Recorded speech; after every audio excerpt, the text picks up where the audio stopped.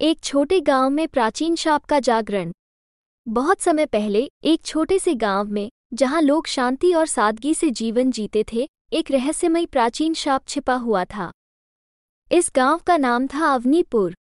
अवनीपुर के लोगों को अपने पूर्वजों की बातों से इस शाप के बारे में थोड़ी बहुत जानकारी थी, लेकिन वे इसे केवल एक कहानी मानते थे। एक दिन गांव के कुछ युवकों ने जंगल में खेलते हुए एक प्राचीन मंदिर की खोज की। यह मंदिर इतना पुराना था कि उसके पत्थर भी समय की धूल में खो गए थे। उत्सुकतावश वे उस मंदिर में घुस गए। मंदिर के अंदर एक गुप्त कक्ष में उन्हें एक प्राचीन शिलालेख मिला, जिस पर कुछ अज्ञात चिन्ह और शब्द अंकित थे। बिना समझे उन्होंने उस शिलालेख को छू दिया और तभी उन्होंने अनजाने में उस प्राचीन शाप को जगा दिया। रात होते होते गांव में अजीबोगरीब घटनाएं होने लगीं। पेड़ों की छांव में अज्ञात आकृतियां दिखाई देने लगीं और हवा में एक अजीब सी सरसराहट सुनाई देने लगी। गांव के बुजुर्गों ने तुरंत ही पहचान लिया कि यह वही प्राचीन शाप था जिसके बारे में उन्हें उनके पूर्वजों से सुना था। गांव के मुखिया ने सभी गांव वालों को इकट्ठा किया और उन्हें इस शाप से बचने के लिए एकता और साहस का परिचय देने को कहा।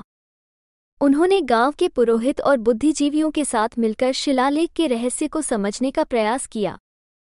शिलालेख में लिखा था कि इस शाप को तोड़ने के लिए गांव वालों को प्रकृति के साथ सामंजस्य बिठाना होगा और एक विशेष अनुष्ठान करना होगा।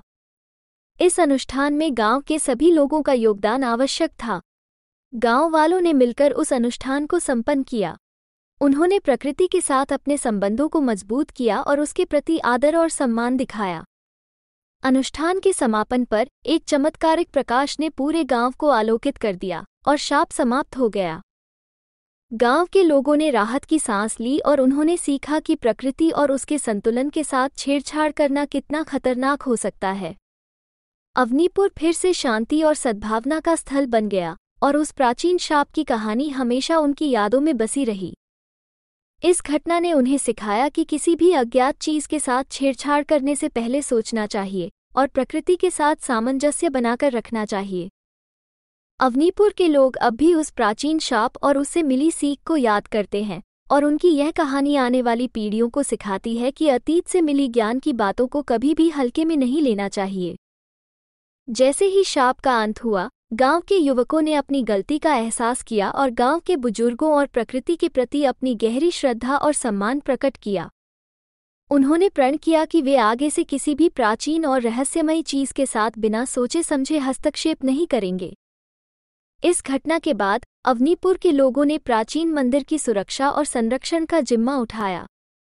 उन्होंने मंदिर की सफाई और उसके आसपास के क्षेत्र को संवारा ताकि उसकी प्राचीनता और महत्व को बनाए रखा जा सके।